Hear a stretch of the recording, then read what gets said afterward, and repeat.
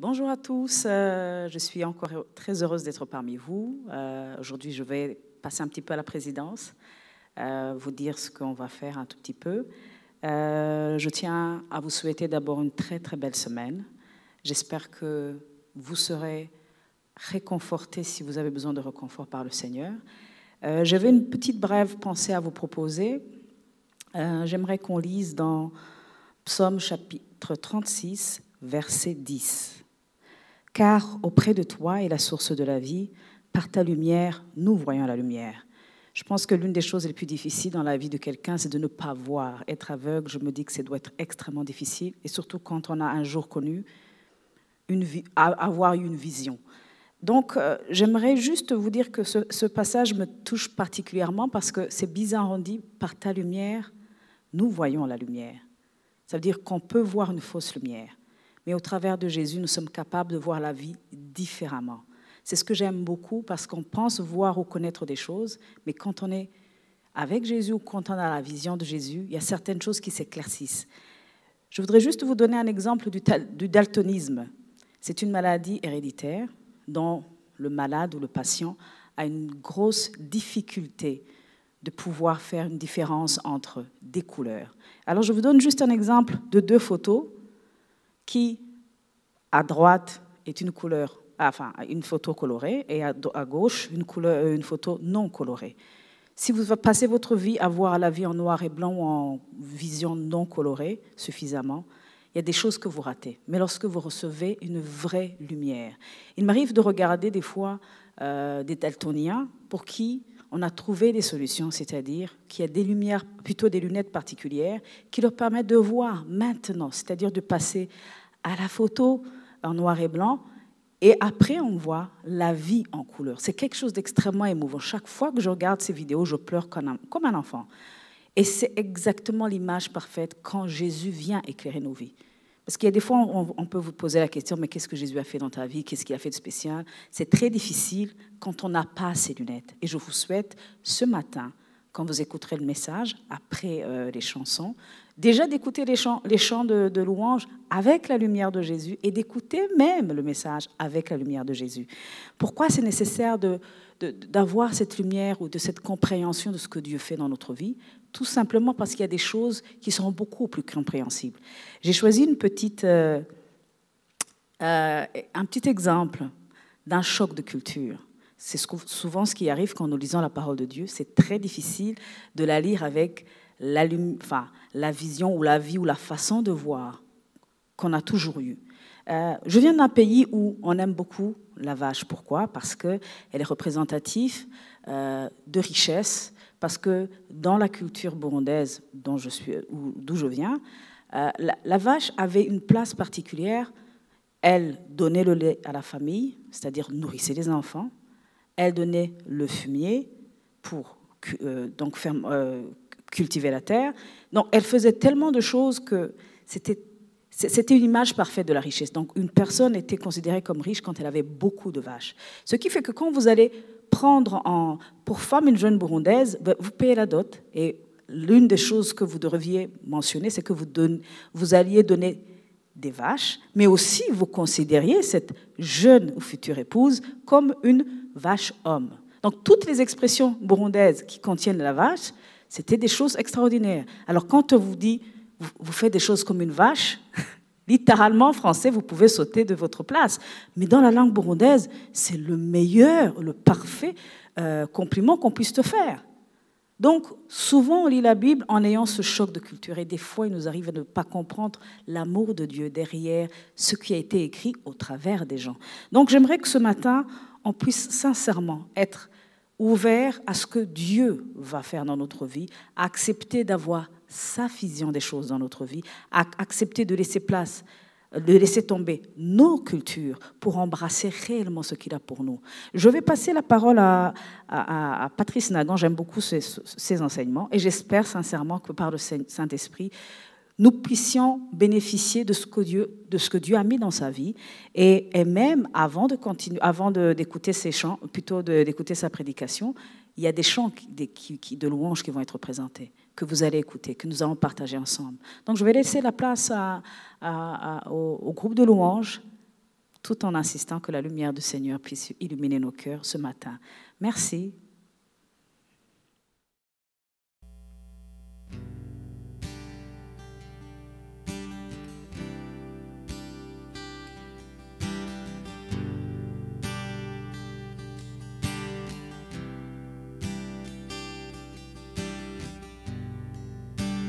Digne de tous les chants que je chanterai, digne de la louange que j'élèverai, digne de chaque souffle que je te rendrai, je vis sur toi.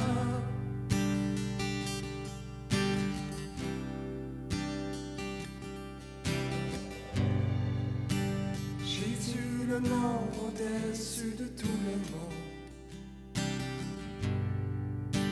Jésus, tu es le seul m'offrant le pardon. Digne de chaque souffle que je te rendrai, je vis pour toi. Je vis pour toi. Très saint, qui est semblable à toi, qui est comparable. Ouvre mes yeux à ta beauté, déverse ton cœur en moi, révèle ton amour et rends-moi passionné de ce que tu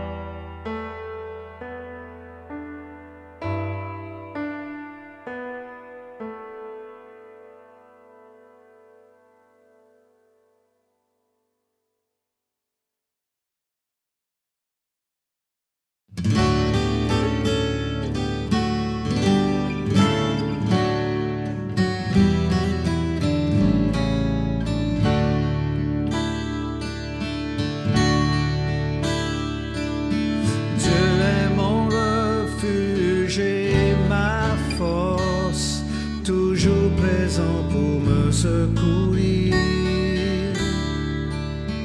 Ma forteresse et mon libérateur, mon Père et mon ami.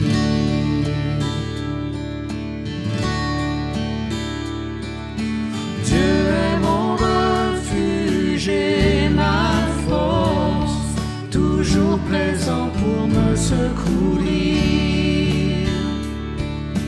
Ma forteresse et mon libérateur, mon Père et mon ami. Tu es mon berger, je ne manque de rien. Tu me remplis de ta paix. Tu me conduis près de la source d'eau vive. Près de toi mon âme revit.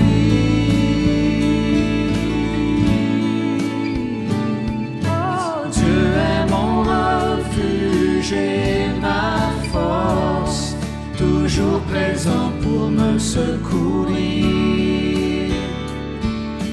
Ma forteresse et mon libérateur,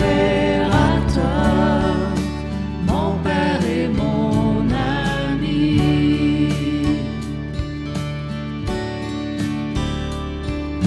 Si je traverse la vallée de la mort, je ne craindrai aucun mal.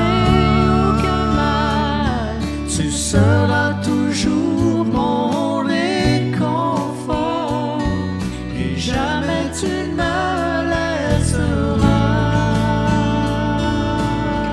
Tu es mon refuge, oh, Dieu est mon refuge et ma force, toujours présent pour me secourir. Ma forteresse et mon libérateur, mon Père et mon ami. Mon Père et mon ami. Mon Père et mon ami.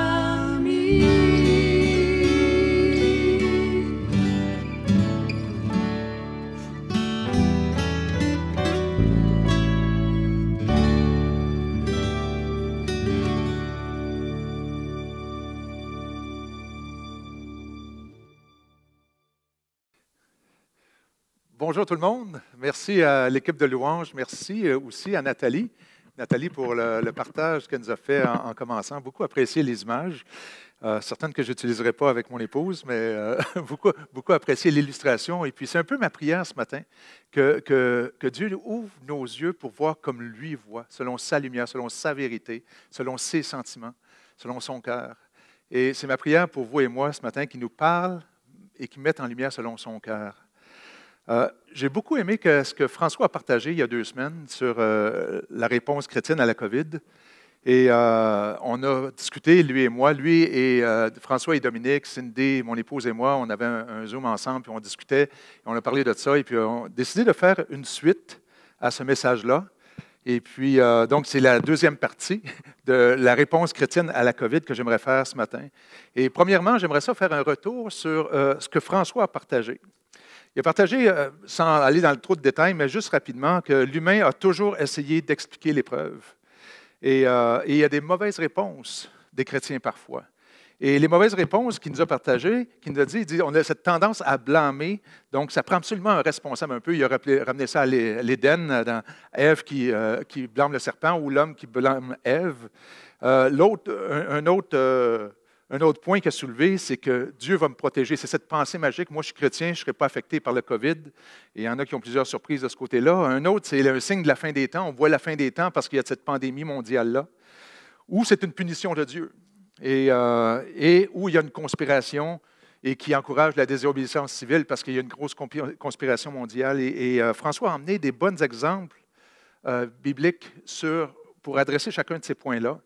Il a parlé des gens qui qui pense à une grande conspiration. Et puis, qu'est-ce qui motivait ça suite à un documentaire qui a été présenté?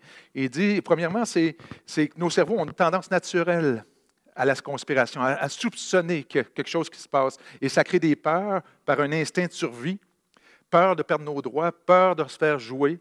Et ça nous pousse à une quête de sens. C'est un besoin de sens, de quête de sens. Une connexion entre des éléments non reliés. Donc, il y a ça qui se passe là, et les gens font des liens là-dedans qui n'ont pas de lien nécessairement. C'est conviction d'action en coulisses, et appeler ça l'orgueil du savoir. Donc, on a accès à des informations que la majorité n'ont pas parce qu'on a fait des recherches, et on a accès, on a cette impression qu'on a des accès à des informations cachées, secrètes, on a découvert, et c'est confirmé par des preuves. Et parce que quand on se met à chercher, comme il expliquait, sur Internet certaines choses, l'algorithme de l'Internet nous pousse ou fait qu'on reçoit beaucoup d'autres informations dans la même lignée, et ça nous amène à une vision en tunnel qui nous empêche de voir au-delà, et ça nous nourrit, ça nous nourrit, ça nous nourrit. Et François, comme j'ai dit, a donné plusieurs exemples dans l'Ancien Testament et dans le Nouveau Testament. Et François a encouragé les chrétiens à ne pas s'alarmer, d'être un témoin de Christ, de trouver des moyens pour aider, pour soutenir ceux qui souffrent au travers de ça, faire partie de la solution et pas du problème. Puis soupirer avec la création et l'Esprit qui nous dit que la création soupire et que l'Esprit soupire aussi pour cette délivrance-là. Donc, avoir cette attitude de s'attendre à la délivrance de Dieu et qu'elle va arriver parce que Dieu l'a promis. Si vous avez manqué le message de François, je vous encourage à aller l'écouter. Et aujourd'hui, on va faire un peu une suite. Parce que moi aussi, j'ai beaucoup de tristesse et des fois de la colère de voir des croyants qui se mobilisent, et je vais faire des nuances, pas tout le monde qui va dans le même niveau, mais qui prennent position pour le complotisme ou le conspirationnisme. Certains vont même jusqu'à dire qu'il n'y en a pas de pandémie. Ils parlent de la pseudo-pandémie constamment. Ils croient qu'il y a une conspiration, un complot à l'échelle planétaire pour prendre le contrôle de la planète, pour faire le grand reset, comme ils parlent, pour tout réorganiser en leur faveur, que les instances gouvernementales, la plupart des instances gouvernementales du monde, ou les grandes entreprises internationales, ou les grandes entreprises pharmaceutiques et les grands médias internationaux viennent tous ensemble pour faire un complot en leur faveur. C'est le délire. C'est comme insensé. Oui, il y en a un qui complote, c'est l'ennemi de nos âmes. Il y en a un complot qui veut nous éloigner de la vérité, de la lumière que Dieu veut nous emmener, comme a dit Nathalie, de voir comme Dieu voit. Et beaucoup se laissent séduire et de voir autrement, comme le monde veut nous emmener à voir, comme l'ennemi veut nous emmener à voir. Mais il n'y a pas de complot international. Écoutez, on a de la misère à s'entendre ici au Québec, entre les instances gouvernementales, en différents niveaux du gouvernement. Au Québec, on n'arrive pas à s'entendre avec la santé publique et les instances gouvernementales ou les différentes parties de l'opposition. On ne s'entend même pas ici, même pas au niveau du Canada. Comment que ça pourrait se faire au niveau mondial? Plusieurs disent, ça affecte mes droits. Ça affecte mes privilèges. C'est un des éléments de peur que ces gens-là, qui sont dans l'opposition constante, expriment. Mais encore là, qu'est-ce que Jésus dit? Il dit, aimez vos ennemis. Si quelqu'un veut prendre ta chemise, donne aussi ta tunique. Il va dire, il n'y a pas de plus grand amour que de donner sa vie pour les autres. Et il y a des gens qui souffrent, qui sont affectés. Comment qu'on peut soutenir plutôt que communiquer tout le temps de l'opposition, du mépris, de la haine? Paul nous dit dans Philippiens, il dit, « Ayez en vous les sentiments qui étaient en Jésus-Christ. » Ayez en vous les sentiments qui étaient en Jésus-Christ. Regardez la suite de ce texte-là. « Lequel, Jésus-Christ, existant en forme de Dieu, n'a point regardé comme une proie à arracher d'être égal à Dieu. Il a renoncé à sa liberté, à un genre de liberté, à un droit, mais s'est dépouillé lui-même en prenant une forme de serviteur, en devenant semblable aux hommes, et ayant paru comme un simple homme, il s'est humilié lui-même, se rendant obéissant jusqu'à la mort, même jusqu'à la mort à la croix. C'est pourquoi, aussi Dieu l'a souverainement élevé, il lui a donné le nom qui est au-dessus de tout nom. » Donc, au lieu d'encourager les croyants d'avoir la pensée de Christ, et d'avoir une attitude d'amour, de soutien, de sacrifice pour le bien commun, plusieurs de ces croyants-là encouragent l'opposition, la confusion, la rébellion, parfois même la désobéissance civile. Ils encouragent, à force de leurs paroles, ils communiquent, ils ils alimentent un mépris pour les autorités et la charge qu'ils ont. Les anti-masques. Et là, je vais mettre des nuances encore. Ce n'est pas tous ceux, il y a des gens qui vont beaucoup plus loin que d'autres. Mais je connais des responsables de ministères qui prennent des positions comme ça. Vous savez, à l'époque de Jésus, il y avait les zélotes qui voulaient renverser l'autorité de l'époque par la rébellion et la force, pour leurs droits, pour la cause de Dieu. Mais on n'est pas des zélotes. Nous sommes des enfants de Dieu qui devraient être animés par les sentiments qui étaient en Christ. On voit parfois ces gens, croyants, ces chrétiens, ou les responsables des ministères, manifester à Montréal ou même à Ottawa aux côtés de groupes extrémistes, comme les Proud Boys. La Meute à Montréal était un groupe raciste, ou le QAnon. Et les gens associent les chrétiens à eux.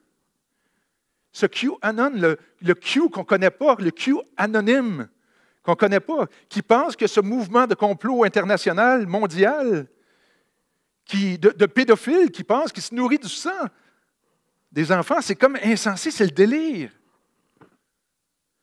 Au point, c'est tellement dangereux que le gouvernement a qualifié certains de ces mouvements-là comme des terroristes, des criminels haineux. Même certains de ces groupes-là se sont fait expulser de la plupart des réseaux sociaux populaires. Et nos amis chrétiens qui adhèrent à ça, qui se sont laissés séduire, disent que si ça continue, le gouvernement va même museler l'Église, les croyants. En fait, ces chrétiens conspirationnistes ou qui adhèrent à ces groupes-là ou dans la même ligne de pensée, ils font juste nourrir cette possibilité. Leur comportement, leur langage, l'association qu'ils ont parfois avec ces groupes-là, extrémistes, vont beaucoup plus contribuer à ce que le gouvernement se mette en opposition contre les chrétiens que qu'est-ce qu'ils veulent dénoncer, justement. Au lieu de démontrer par leur vie, leurs paroles, les sentiments qui étaient en Christ, au lieu de soutenir ceux qui souffrent, qui sont affectés, et de collaborer ensemble pour passer au travers, ils s'opposent, ils alimentent le mépris. Au lieu de collaborer, est-ce qu'il y aurait un plus grand impact encore?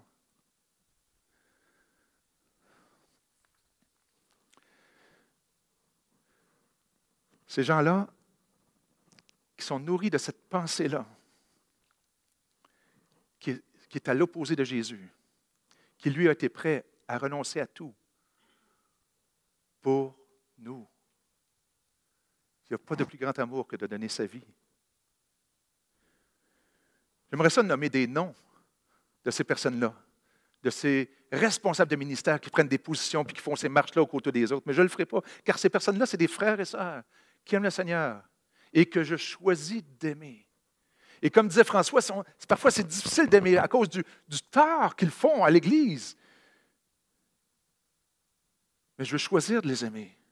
Mais c'est des personnes qui se sont laissées séduire par la pensée du monde, à force d'avoir nourri une vision en tunnel, une vision non biblique, et au lieu de mettre leur espoir en celui qui a déjà vaincu, qui a tout pouvoir, qui a le dernier mot.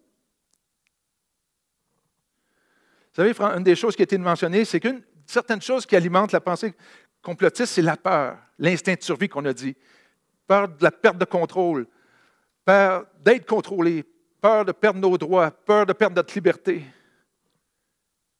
La peur. Mais ils ont oublié que l'amour de Dieu bannit la peur. Et on a parlé d'une quête de sens, mais lorsqu'on fait cette rencontre avec Christ et qu'on est ses enfants, on sait le sens de notre vie, on comprend le sens de notre vie. On a une cause beaucoup plus grande que toutes les autres causes. Mais une autre chose que ces gens-là ont perdu de vue, c'est que Dieu est Dieu. Dieu est Dieu. Il est souverain. Il n'y a rien qui lui échappe.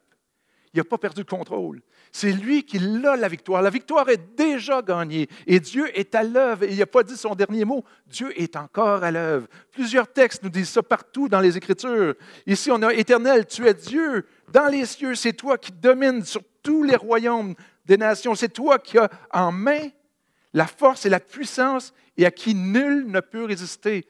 Dieu est souverain, a toute puissance. Et c'est lui qui gagne au bout. Les desseins de l'Éternel subsistent à toujours, pas jusqu'à la pandémie, pas jusqu'à temps que les hommes s'opposent, à toujours, et les projets de son cœur, de génération en génération. Il y a dans le cœur de l'homme beaucoup de projets, mais c'est le dessein de l'Éternel qui s'accomplit. C'est toujours le dessein de l'Éternel qui s'accomplit au bout de la ligne. Regardez encore ce texte-là dans Éphésiens. Il a ramené, Paul qui nous dit ça, Dieu a ramené le Christ d'entre les morts et l'a fait siéger à sa droite dans le monde céleste. Le Christ y est placé au-dessus de toute autorité, de tout pouvoir, de toute puissance, de toute domination et de tout autre titre qui puisse être cité non seulement dans ce monde-ci, mais aussi dans le monde à venir. Dieu a mis toutes choses sous les pieds du Christ et il l'a donné à l'Église comme chef suprême. L'Église est le corps du Christ. C'est en elle que le Christ est pleinement présent, lui qui remplit tout l'univers. Est-ce que tu crois ça? Est-ce que tu crois que Dieu est au-dessus de toute autorité? Est-ce que tu crois que Dieu est en plein contrôle? Est-ce que tu crois que Dieu est vainqueur? Est-ce que tu crois que l'Église est le corps de Christ? L'Église en qui Jésus est pleinement présent est appelée à refléter les sentiments qui sont en Jésus-Christ. Est-ce que tu crois ça? Paul nous dit encore dans Romains 12, il dit, ne prenez pas comme modèle le monde actuel, la façon de penser du monde actuel, mais soyez transformés par le renouvellement de votre intelligence. Soyez transformés dans votre façon de penser. Comprenez le cœur de Dieu. Ayez en vous les sentiments qui étaient en Jésus-Christ pour pouvoir discerner la volonté de Dieu. Si vous n'avez pas les sentiments qui sont en Jésus-Christ, mais vous avez cette vision tunnel nourrie par ce complot mondial, vous ne pourrez pas discerner la volonté de Dieu. Ayez en vous les sentiments qui étaient en Jésus-Christ. Soyez transformés dans votre façon de penser, dans votre intelligence, pour pouvoir discerner la volonté de Dieu qui est bon, agréable et parfait, ce qui lui plaît. Et juste un peu plus loin dans ce chapitre-là, il va dire, ne te laisse pas vaincre par le mal. Au contraire, sois vainqueur du mal par le bien. C'est quoi le bien? Ayez en vous les sentiments qui étaient en Christ, qui étaient prêts à renoncer, à venir se dépouiller humblement comme un serviteur pour toi, pour moi.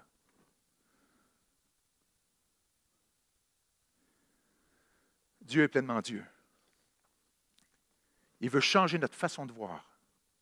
Il veut nous ouvrir les yeux à sa lumière, à sa réalité, à sa vérité, à sa façon de voir, à sa façon de faire. Continue dans 2 Corinthiens avec Paul encore. Paul dit, certes, nous sommes des êtres humains, mais nous ne combattons pas d'une façon purement humaine. Dans notre combat, les armes que nous utilisons ne sont pas d'origine humaine. Ce sont les armes puissantes de Dieu qui permettent de détruire des forteresses.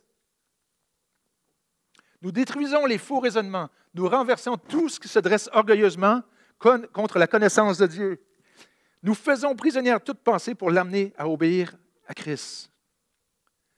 Ce n'est pas des armes humaines ou des comportements opposés au sentiment de Christ qu'on est appelé à utiliser, pour répondre à ce qu'on vit en ce moment en tant que peuple, en tant qu'humanité. On nous a dit, on a vu tout à l'heure que ceux qui ont cette tendance de voir des complots ou une conspiration ont ce sentiment d'avoir une connaissance particulière, puis ils s'attachent, nous on le sait, on a trouvé la vérité. Mais ici, il dit de prendre ces faux raisonnements qu'on tient orgueilleusement et de les amener à Christ. C'est normal d'avoir ces pensées-là. Ça fait partie de l'être humain de soupçonner des complots, mais on prend ces pensées-là et on les restreint, on les arrête. On ne va pas plus loin que la pensée. On l'expose à Christ. Est-ce que c'est conforme aux sentiments qui étaient en Jésus-Christ? Est-ce que cette façon de penser démontre un amour radical, un amour sacrificiel pour les gens qui m'entourent, qui ont besoin de mon soutien, qui ont besoin de mon appui, des instances gouvernementales qui ont besoin de l'appui de l'Église, que l'Église soit un soutien dans cet effort collectif-là, et non pas constamment une opposition. Vous savez que l'histoire se répète, hein? Lorsqu'on regarde l'histoire du monde, l'histoire de religion, on voit qu'il y a des mouvements régulièrement, des mouvements qui se lèvent, qui disent « c'est la fin du monde ». Il y a un complot mondial, ce n'est pas la première fois. À chaque fois qu'il y a des tragédies humaines, humanitaires, il y a des mouvements de croyants qui se lèvent et qui disent « il y a un complot, c'est la fin du monde ». Qu'est-ce que vous pensez qui a eu le plus d'impact dans l'histoire? ceux qui se sont levés pour s'opposer, pour aller dans les rues, pour se battre et confronter par la force, par des armes humaines, ou ceux qui ont démontré un amour radical, une soumission humble, mais un amour radical pour soutenir ceux qui souffrent. Qu'est-ce qui a le plus d'impact d'après vous? J'aimerais ça regarder avec vous certains exemples bibliques, parce que le complot existe, hein? Il y a l'ennemi de nos âmes qui en a un gros complot, qui veut nous détourner de la vérité, qui veut nous emmener à ne pas refléter le cœur de Christ, les sentiments, mais développer un sentiment de chrétienté ou une pseudo-chrétienté, mais en portant les armes, la violence, l'opposition et encourageant le mépris et l'opposition constamment. Et j'aimerais ça regarder certains exemples bibliques où il y en a eu des complots. Pas des complots mondiaux, mais des complots et comment les gens se sont comportés dans ces complots-là. Comment ceux qui pensent qu'il y a un complot, comment ils devraient. C'est quoi la réponse? Je ne suis pas en train de dire que la pandémie est un complot, mais quand il y a un complot, comment que les gens se sont comportés? Si on regarde l'exemple de Joseph, par exemple, il y a eu un complot avec Joseph, entre ses frères. Pas un complot mondial, un complot entre ses frères, parce qu'il était jaloux de son frère, puis ils l'ont vendu à une caravane qui s'en allait vers l'Égypte, comme esclave. Rendu en Égypte, cette caravane-là l'a vendu pour être un serviteur de Potiphar, qui était le bras droit du Pharaon. Et là, il y a eu un autre complot avec la femme de Potiphar qui voulait coucher avec Joseph. Et puis, elle a comploté quelque chose pour le faire arrêter. Elle a prétendu que Joseph voulait l'agresser sexuellement. Et puis, le Pharaon l'a fait jeter en prison. Il y a eu un petit complot là aussi. Quelle a été l'attitude de Joseph? Joseph a été un homme qui a honoré l'autorité, malgré sa perte de liberté. Il a honoré Dieu au prix de sa vie, parce que quelques années après, il est ressorti pour interpréter un rêve, parce qu'il avait une capacité d'interpréter un rêve. Pharaon a fait un rêve et Joseph a ressorti. On ne racontera pas toute l'histoire, vous irez la lire. Et là, il y avait possibilité de prendre les honneurs devant Pharaon. Pharaon, il dit, c'est là que tu as la capacité d'interpréter un rêve. Joseph était là et sa vie était en jeu. Pharaon avait le droit de vie ou de mort sur lui. C'était sa chance là, de se mettre en valeur. Pharaon a dit non, moi, je n'ai aucun pouvoir. Mais Dieu, lui, peut. Joseph a continué à honorer Dieu, à honorer les autorités, au prix de sa vie. Il rend honneur à Dieu. Il est arrivé une famine après ça. Une famine que lui avait vue dans le rêve de Pharaon. Et un jour, à cause de la famine, sa famille et son père Jacob, qui était encore en Israël, sont revenus pour avoir, on va sauver l'histoire là, et à un moment donné, le père les accueillit, ça a été des retrouvailles. Le père de Joseph, Jacob, est décédé. Là, les frères ont eu peur, il va sûrement nous mettre à mort maintenant à cause de ce qu'on y a fait. Bien, Joseph savait que Dieu n'avait jamais arrêté d'être en pouvoir, en contrôle. Le plan de Dieu, ça s'accomplit tout le temps. Regardez ce que Joseph dit. Il dit, vous aviez médité de me faire du mal, mais Dieu l'a changé en bien pour accomplir ce qui arrive aujourd'hui, pour sauver la vie à un peuple nombreux. Sauver la vie à un peuple nombreux. De faire sortir du bien à partir du mal. Ainsi, une chose qui est mauvaise dans l'intention de quelqu'un est dans l'intention de Dieu changée en bien. Joseph croyait à la souveraineté de Dieu. Il ne se battait pas contre Dieu. Il croyait que Dieu était vainqueur. Il continuait à honorer Dieu, honorer les autorités avec foi, peu importe la situation. Ne te laisse pas vaincre par le mal.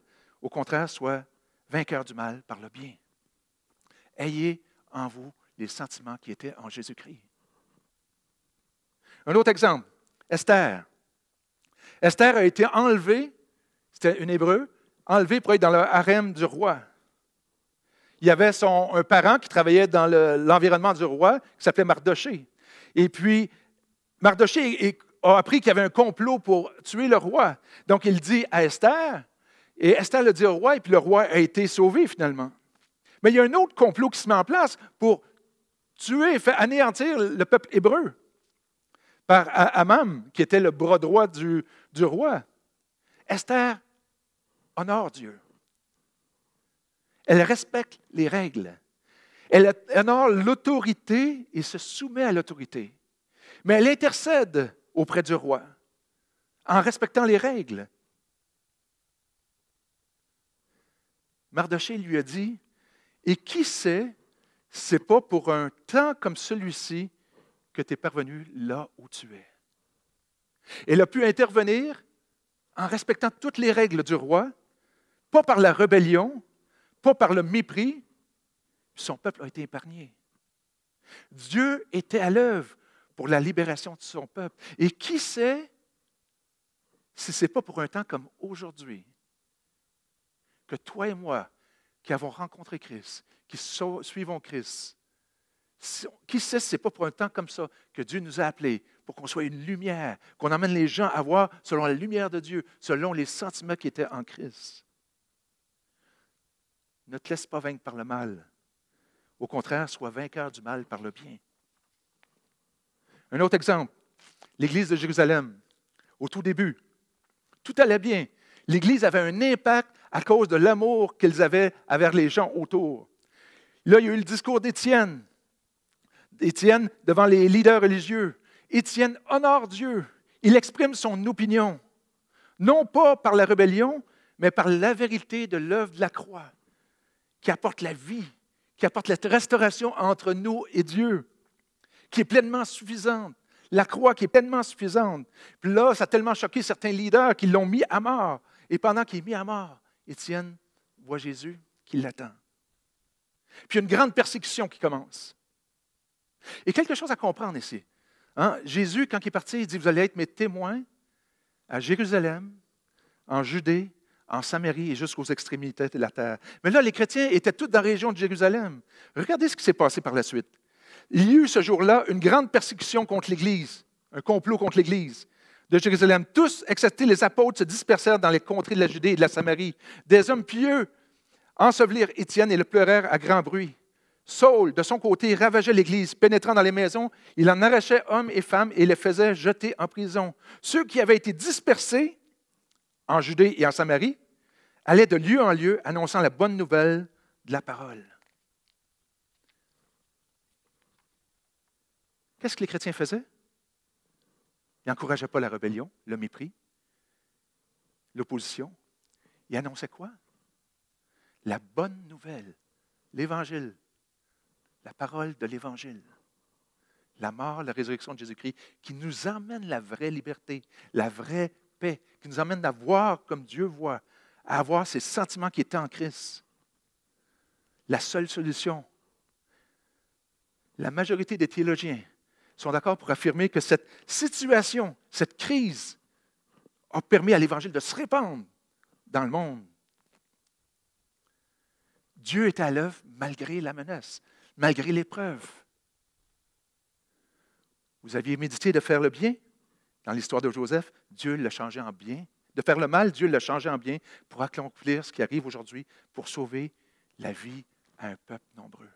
Qui sait si ce qui arrive aujourd'hui n'est pas pour aller gagner encore plus de monde, mais pas par la rébellion, en ayant en nous les sentiments qui étaient en Jésus-Christ. Qu'est-ce qui t'anime?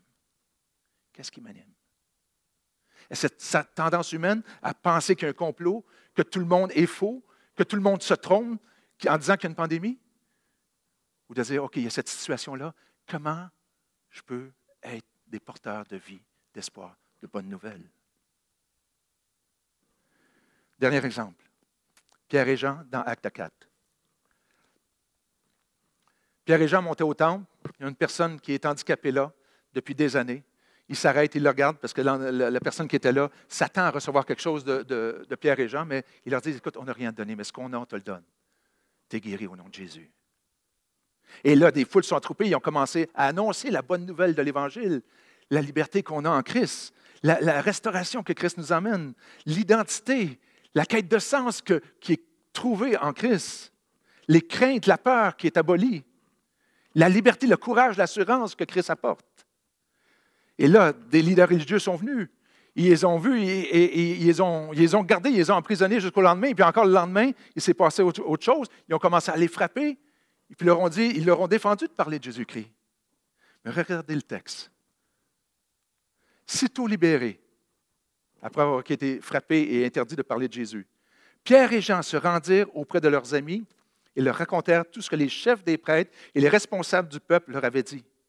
Après les avoir écoutés, tous unanimes se mirent à prier Dieu, disant, « Maître, c'est toi qui as créé le ciel, la terre, la mer et tout ce qui se trouve. » Il affirme Dieu qui est à l'origine de tout. Puis il continue. Il continue en citant le psaume 2.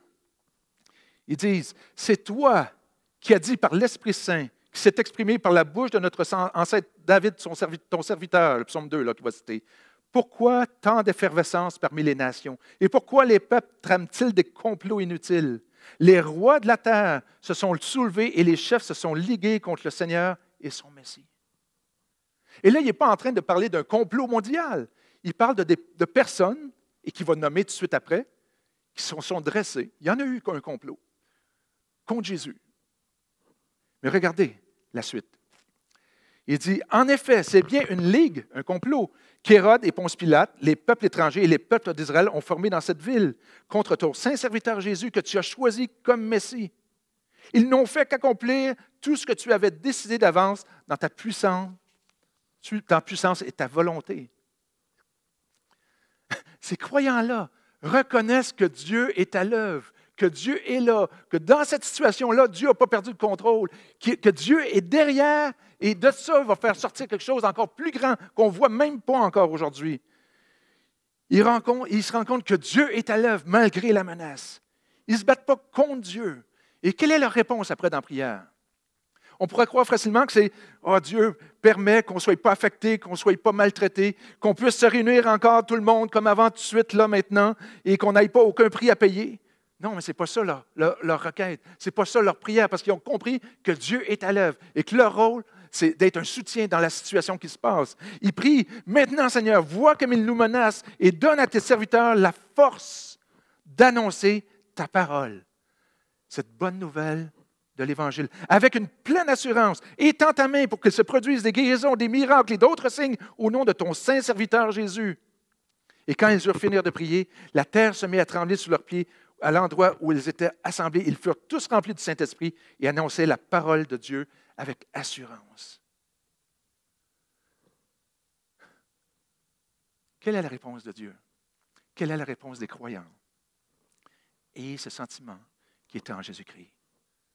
Humble serviteur, qui par amour est prêt à laisser aller des droits. Surtout là, c'est pour un temps. Juste pour soutenir, pour qu'on passe au travers de cette situation-là. Ce n'est pas par des contestations, par des attitudes de mépris. Ils comprennent que Dieu n'a pas perdu le contrôle, que Dieu va faire sortir le bien au travers de ça, parce qu'il y a un peuple nombreux. Ils prient d'avoir la puissance pour continuer d'annoncer le merveilleux message de l'Évangile. Être des porteurs de vie. Vous aviez médité de me faire le mal, disait Joseph. Dieu l'a changé en bien pour accomplir ce qui arrive, pour sauver la vie d'un peuple nombreux. Romain, ne te laisse pas vaincre par le mal. Au contraire, sois vainqueur du mal par le bien. Et qui sait, ce n'est pas pour un moment comme aujourd'hui que Dieu nous appelle, que Dieu nous a appelés et qu'on peut rayonner comme jamais. Parfois, on ne comprend pas tout ce qui arrive sur le coup. Mais est-ce qu'on croit que Dieu est à l'œuvre? Que Dieu nous appelle à être ses porteurs, d'être cette porteur de bonnes nouvelles, à l'œuvre pour refléter Christ au monde, par notre soutien, notre amour. Et ça, il agit au travers de son Église, même si on ne peut pas se rassembler pour l'instant. Et pas se laisser tromper par des faux raisonnements, mais les emmener à Christ. Et qu'est-ce que Christ dit, lui? Il appelle ses enfants à avoir la même pensée que lui, le même amour sacrificiel que lui, la même motivation qui était en lui. C'est correct d'exprimer nos opinions, c'est correct d'exprimer des désaccords, mais il y a des façons de le faire. Et encore là, je loue Dieu pour les démarches qui se font à cette table interreligieuse qui ont permis qu'on puisse réouvrir tranquillement nos lieux pour se rassembler. C'est 10 personnes en ce moment, mais on ne veut pas être une source, une occasion de rendre malade des gens. On veut collaborer. Plus qu'on collabore, plus qu'on s'en sort vite. Pas en apportant la confusion, mais en apportant la paix et cet amour. On n'a pas à vivre dans la crainte. Dieu est Dieu. Dieu est vainqueur. On sait déjà la fin de l'histoire. Il a tout pouvoir. Il est au-dessus de toute autorité. On n'a pas à chercher une cause ou à chercher un sens à notre vie. On est déjà des enfants de Dieu pour l'éternité. On sait qui on est. On sait de qui on a été appelé, par qui on a été appelé. On sait où est-ce qu'on s'en va. Et on est porteur de cette cause-là. Dieu est à l'œuvre. Et nous autres, on a un rôle à jouer avec. Dans ce que Dieu nous appelle à être et à faire autour de nous. On vit peut-être une occasion, pas peut-être, on vit une occasion extraordinaire de manifester cet amour-là, les sentiments qui sont en Christ autour de nous. On est appelé à être une bonne nouvelle pour les gens qui nous entourent. Est-ce que tu es une bonne nouvelle? Est-ce que tu es une bonne nouvelle qui reflète les sentiments de Christ? Est-ce que tu es une bonne nouvelle pour ceux qui t'entourent au travail, dans ta famille, dans tes gens proches, dans ton voisinage? Est-ce que tu es une bonne nouvelle? Toi et moi, on est une lettre de Dieu pour le monde qui nous entoure. Qu'est-ce qu'ils lisent? Est-ce qu'ils lisent cette confiance, cette assurance-là en Dieu? Est-ce qu'ils lisent qu'on est des gens qui aiment tellement qu'on est prêt à renoncer à certains droits pour pouvoir soutenir ce qu'on vit en tant qu'humanité en ce moment?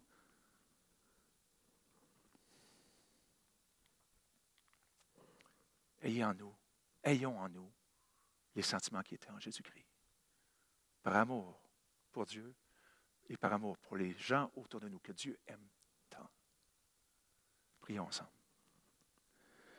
Seigneur, merci. Merci pour ta parole.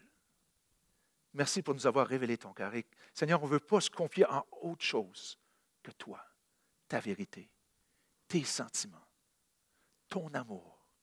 On veut se laisser envahir par ton amour, par tes sentiments, pour pouvoir le refléter par la suite. Seigneur, on ne peut pas faire ça sans toi. On ne veut pas utiliser des armes humaines, des moyens humains, des façons de penser humaines, qui, dans notre nature, a tendance à voir le complot partout. Mais même si ces pensées arrivent, on veut continuer à t'honorer et honorer les autorités, honorer et aimer les gens qui sont autour de nous, comme on a vu dans les exemples qu'on a regardés. Merci pour ta parole qui est riche pour nous faire comprendre les temps présents.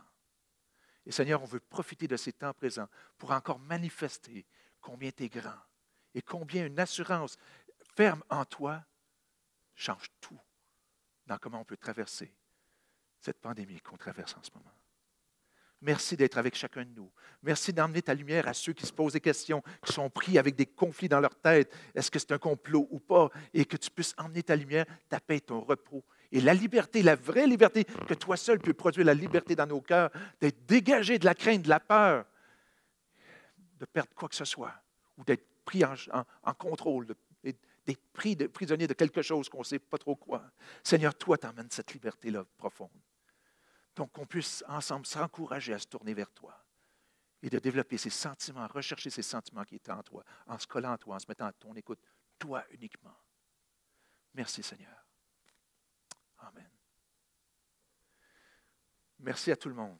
J'espère que ces paroles-là vont faire l'effet que je souhaite de développer en chacun de nous le cœur et les sentiments qui étaient en Jésus-Christ. Bonne semaine. À bientôt.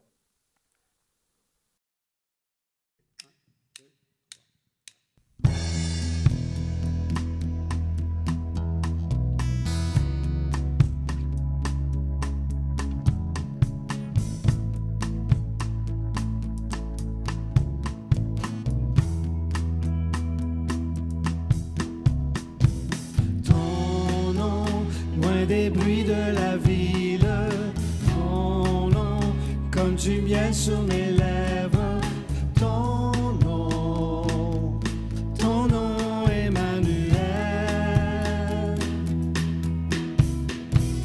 ton nom comme un parfum de grand prix, ton nom comme une brise légère.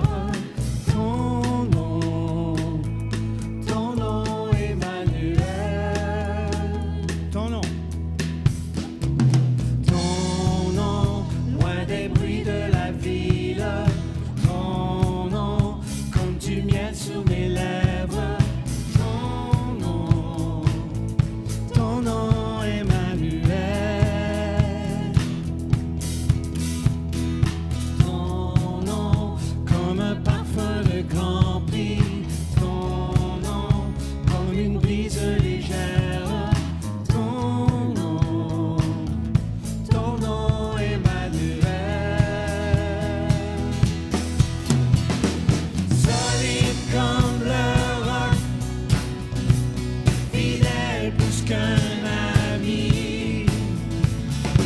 Oh, comme le plus précieux des diamants.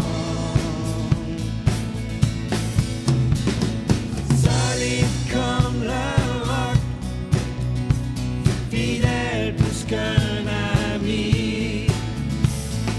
Oh, comme le plus précieux des diamants. Ton nom, loin des bruits de la ville. Ton nom, comme du miel sur mes lèvres. Ton nom, Emmanuel. Ton nom, comme un parfum de grand prix. Ton nom, comme une brise légère. Ton nom, Emmanuel. Solide comme le roc, fidèle plus qu'un ami. Oh, comme le plus précieux des diamants. Solide comme le roc, fidèle plus qu'un